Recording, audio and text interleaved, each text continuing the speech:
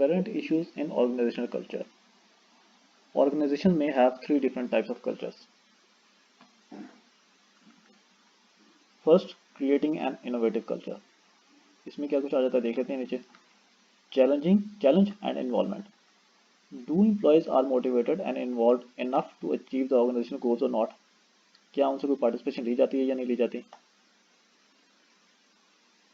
Freedom. Do employees are allowed to bring innovation in their routine day to work or not? क्या वो अपने पास innovation ला सकते हैं या नहीं ला सकते. Trust and openness. Do employees hesitate और कोऑपरेट रिस्पेक्टफुली. अच्छा ये फुली है. With each other.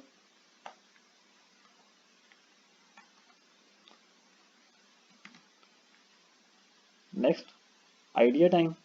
Do employees have time कि वो एक दूसरे के साथ बैठ के और नए आइडियाज को डिस्कस करें बिफोर एग्जीक्यूशन.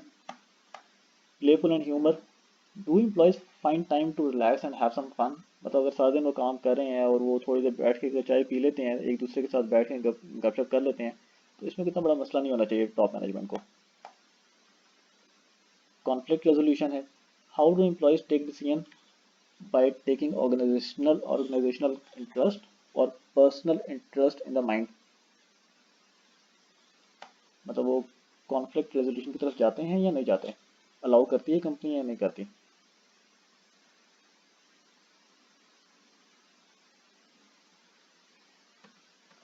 समटाइम होता है ना कि एक एम्प्लॉय का काम करने का दिल नहीं कर रहा है कि नहीं मैं ये इस प्रोजेक्ट पे नहीं जाऊंगा, तो वो उसको कंपनी उसको फोर्स तो नहीं करती.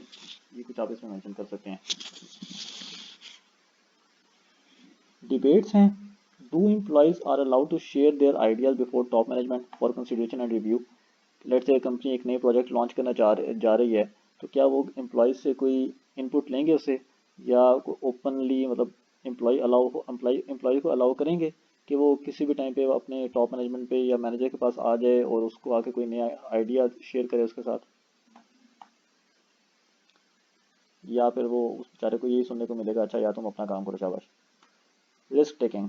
डू मैनेजर सपोर्ट और अपोज रिस्क टेकिंग एम्प्लॉयज.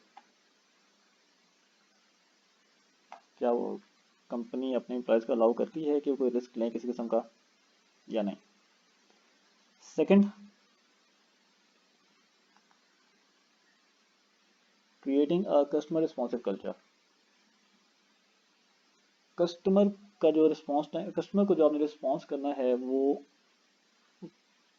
उस तरह का आपने इन्वायरमेंट क्रिएट करना होता है, क्योंकि जो कंपनी बनी है वो कस्टमर के लिए ही बनी है. अगर कस्टमर नहीं है कंपनी का तो वो प्रॉफिट अर्न नहीं करेगी obviously. If company is customer responsive, अगर कंपनी कस्टमर रिस्पॉन्सिव है तो it will increase repeat purchases. मैंने यहाँ पे एक कोट की है. क्लॉथिंग के आउटफिट आपको पता ही होगा इसका.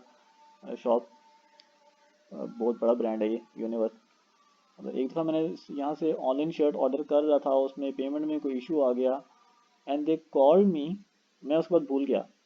They called me and said कि सर आपने ये ऑर्डर करना चाहा था, ये शर्ट थी, तो क्या आप इसको ऑर्डर करना चाहते हैं अभी भी.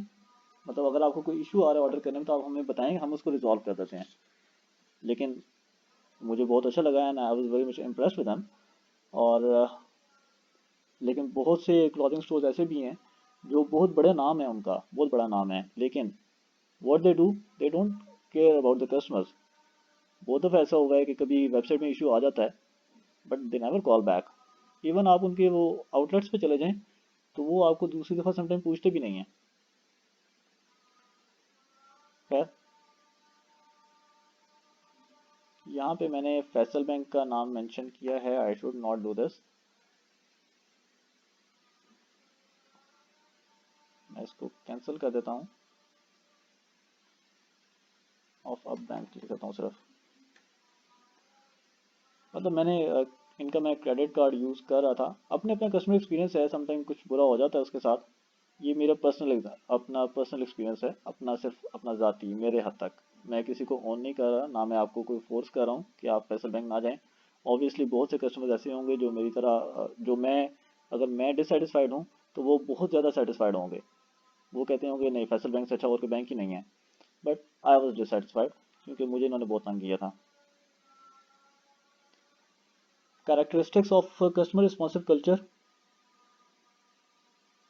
कस्टमर रिस्पॉन्सिव कल्चर के कैरेक्टरिस्टिक्स क्या हैं?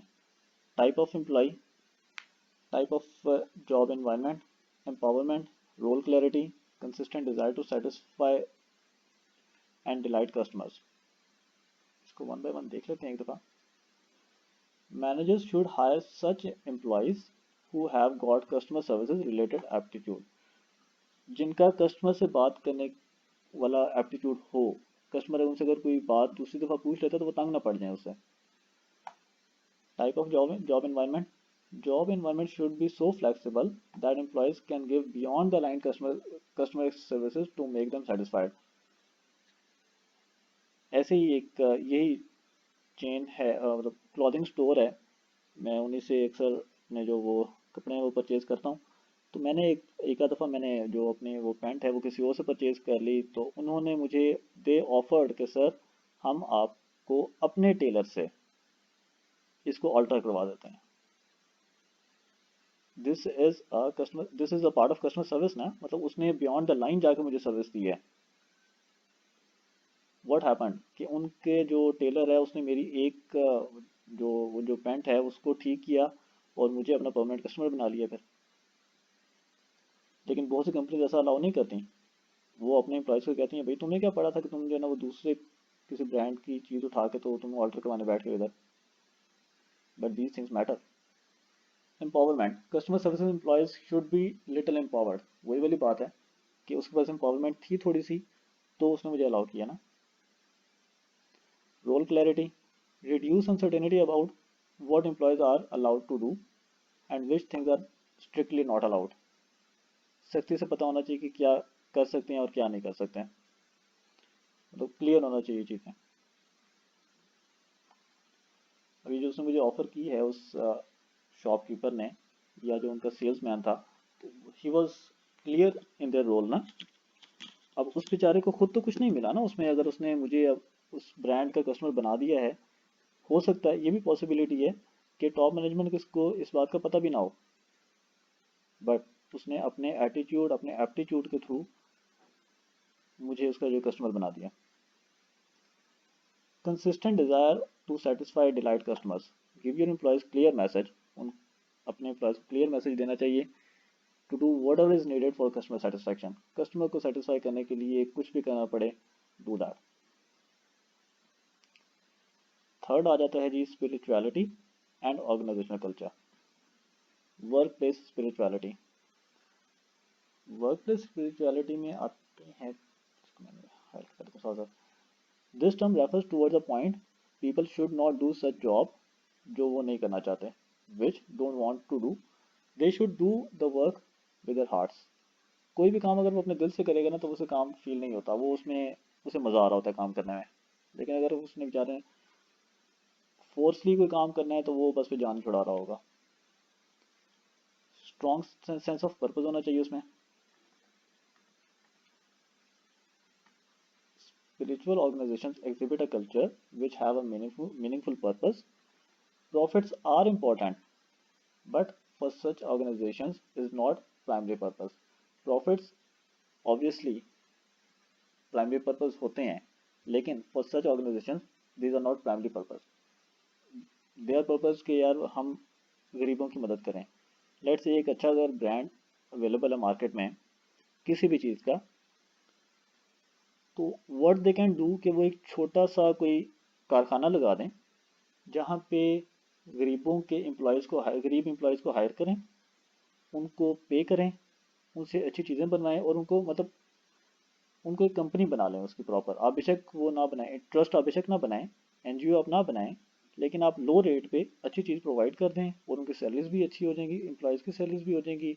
इस तरह से गरीबों की मदद हो जाए। एक तो ये कि गरीब लोगों को अच्छी चीज़ मिल जाएगी पहनने के लिए, और जो एम्प्लॉयमेंट है वो तो आप उसमें रोल प्ले करेंगे आप।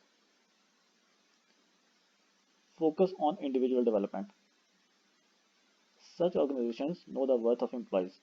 इस तरह की ऑर्गेनाइजेशंस को एम्प्लॉयज़ की वर्थ का पता होता है और वो उनको ग्रो करते रहते हैं टाइम टू टाइम। उनकी ट्रेनिंग्स होती हैं, उनको आप ग्रो करते हो, आप उनका रैंक ऊपर करते हो, आप उनको सैलरीज, उनको बेनिफिट्स ज़्यादा देते हो उनको ग्रो करने के लिए, ताकि वो आपके साथ ही रहें, आपके साथ लॉयल रहें। फिर ट्रस्ट एंड ओपननेस आ जाता है।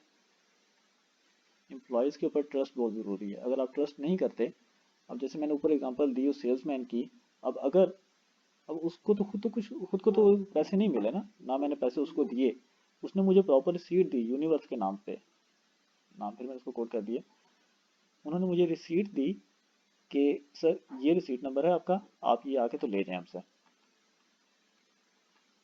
2 दिनों का टाइम था।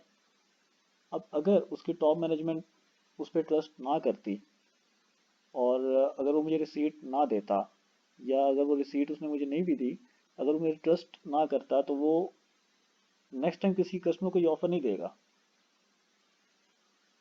अगर टॉप मैनेजमेंट समझती कि यार इसमें दरमियान में इसने अपने पैसे रखे हुए हैं, तो this type of things. Managers have so friendly relationship with all employees, customers and suppliers. Then employee empowerment. Give enough space to employees so that they can do whatever is needed to satisfy the customer needs. Last, toleration of employee expression. Find out that differentiates spiritual organization from other is that they allow their employees to show their emotions and moods without any change भी कर देता हूँ साथ, without any fear and hesitation.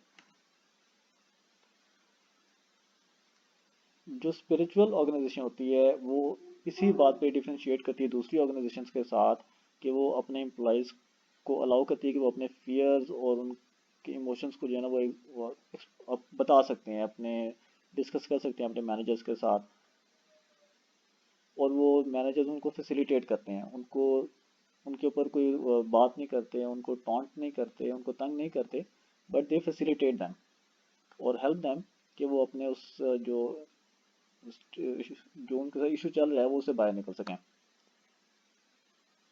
Thank you जी। ये second जो chapter है वो complete हो गया आपका।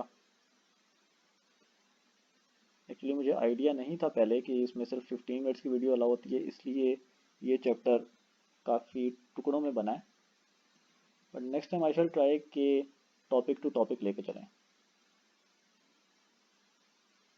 ये मेरा तकरीबन सेकंड वीडियो थी, इसलिए ऑब्वियसली इसके अंदर भी काफ़ी ज़्यादा इश्यूज होंगे।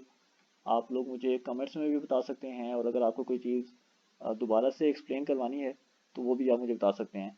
ये जो नोट्स हैं इनकी मैं एक वेबसाइट बना रहा हूँ, और ये आपको जल्दी इंशाल्लाह वेबसाइट पे भी मिल जाएंगे।